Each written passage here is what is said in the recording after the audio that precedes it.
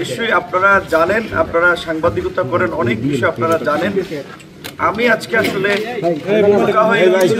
যখন আমাদের পরিচিত দু একজন সাংবাদিক আমাকে ফোন করে জানিয়েছিল যে পটুয়াখালী জেলার ডিসির পক্ষ থেকে তাদেরকে নিরুৎসাহিত করা হচ্ছে যে এই সংবাদ সম্মেলনটি যেন কভার না করা হয়, কিংবা যেহেতু আমার বাসা চরবিশ্বাসে উপজেলা শহর থেকে একটু দূরে, আমি একটা রাজনৈতিক দলের প্রধান, আমি এই এলাকার সন্তান, এলাকা থেকে জনপ্রতিনিধি ভবিষ্যতে নির্বাচন করব।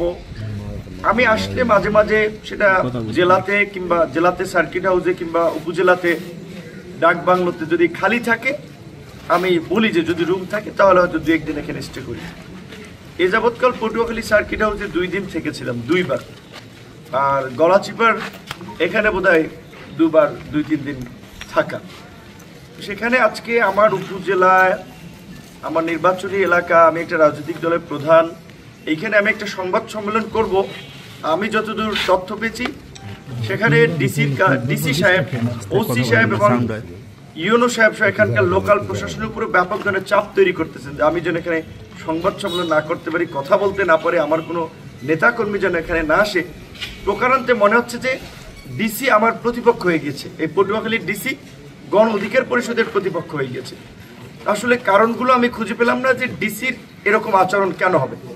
তো আমি পেছনের একটু ঘটনায় গিয়ে দেখলাম যে না, ডিসি সাহেব কিছুটা আমার প্রতি বৈরী আচরণ শুরু থেকেই করে আসছেন। তার মধ্যে গত রোজার ঈদে যখন আমরা পটুয়াখালী জেলার ইফতার প্রোগ্রাম আসি, সেই সময় আপনার সার্কিট হাউসের রুমে আমরা আলাপ করছিলাম।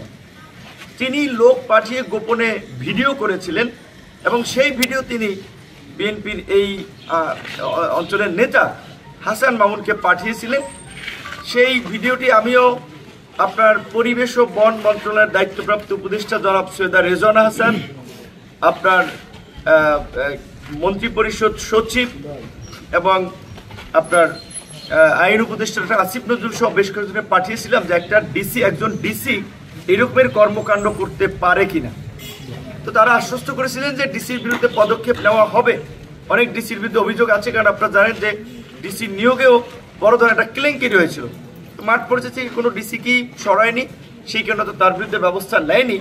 কিন্তু এই ধরনের অপরাধ করার পরেও যদি ব্যবস্থা না নেওয়া হয়, সেটা প্রশাসনকে আরেকটা সুযোগ দেওয়া হবে, যেই প্রশাসনের মধ্যে দলবাজি চিন্তাভাবনা ঢুকে পড়বে। এবং আমি যতদূর জানতে পেরেছি এই ডিসি সাহেব জনাব হাসান মামুনের একজন বিশ্ববিদ্যালয়ের অনুসারী ছিলেন এবং তারাই তাকে লবিং তদবির করে এখানে নিয়ে এসেছেন এবং তিনি স্থানীয় হাসান মামুন এবং আরেক বিএনপি নেতার সাথে মিলে এইখানে তিনি হারুন এবং বেনজিরদের ভূমিকা অবতীর্ণ হতে চাচ্ছেন এবং তিনি অনেকের সাথেই বলছেন যে রাজনীতি না করলে নির্বাচন করবো প্রয়োজনে।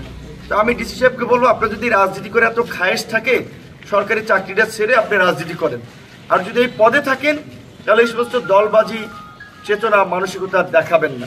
আপনারা জানেন যে গোলখালী ইউনিয়নের চেয়ারম্যান আপনার তাকে গ্রেপ্তার করার ফলে ওইখানে প্যানেল চেয়ারম্যানকে আপনার ভারপ্রাপ্ত দেওয়ার কথা, সেটি না দিয়ে তিনি আপনার হাসান মামুন সম্মতি না দেওয়ায় তিনি আপনার সরকারি একজন অফিসারকে দিয়েছেন, যেটি নিয়ে ওই প্যানেল চেয়ারম্যান বিভাগীয় কমিশনারের সাথে দেখা করেছেন। তিনি আশ্বস্ত করেছেন এটা তো যৌক্তিক, যেহেতু রেজলিউশন আছে, তিনি পাওয়ার দাবিদার, তাকে বসতে দেওয়া দরকার।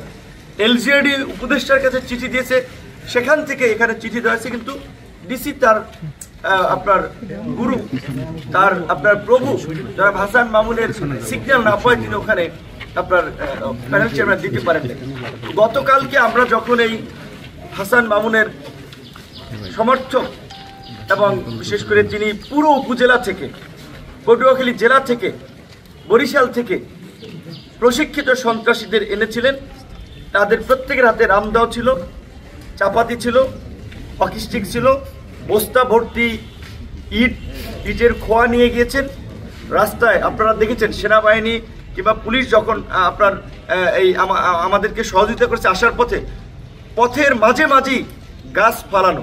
এবং আমাদের জেলার সেক্রেটারি যেটা বলেছে, আমি আসলে বলতে গেলে তো মনে হচ্ছে যে আমার প্রোগ্রাম থামানোর জন্য 144 যারা দিয়েছে, কারণ হচ্ছে এখানে হাসান মামুন তো ধরেন সে তো এলাকায় নাই, আর সে যদি এলাকায় থাকে সে তার প্রোগ্রাম করবে। যেমন আমি 10 মিনিট প্রোগ্রাম করি, এইটা একটা রাজনৈতিক শিষ্টাচার যে একজন দলের নেতা বা একটা দল যদি এক জায়গায় প্রোগ্রাম করে আরেকটা দল কাছাকাছি প্রোগ্রাম না করে, তো তাহলে তারা এখানে প্রোগ্রাম না করলেই তো হয়।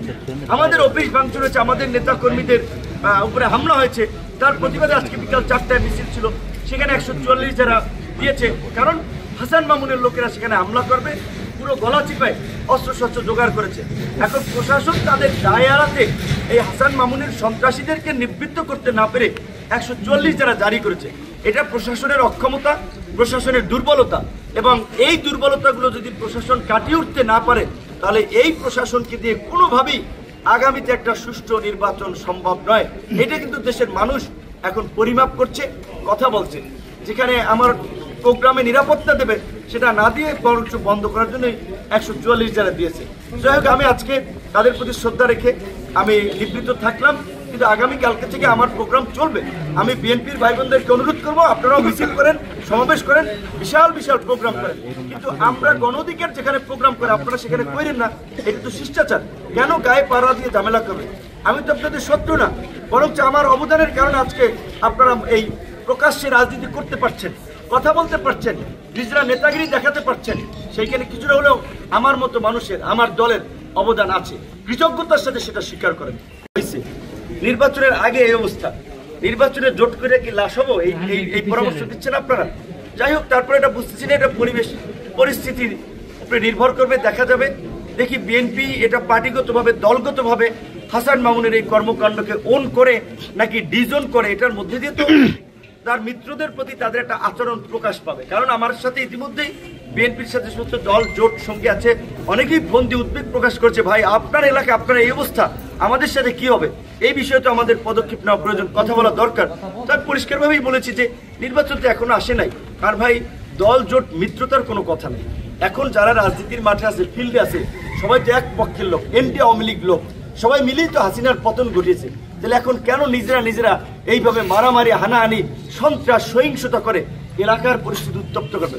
আওয়ামী লীগের আমলেও বোধহয় 16 বছরে এইভাবে 144 যারা জারি হয়নি। হাসান মামুন এটা করলো, এই উদাহরণ এখানে তৈরি করলো। আমার এলাকায় আওয়ামী লীগ হামলা করলো না, হাসান মামুন সেটা ঘটিয়েছে। তো এই ধরনের নেতাদের বিরুদ্ধে বিএনপি পদক্ষেপ না নিলে তো বিএনপির দিক থেকে অনেক মিত্ররাই সরে যাবে।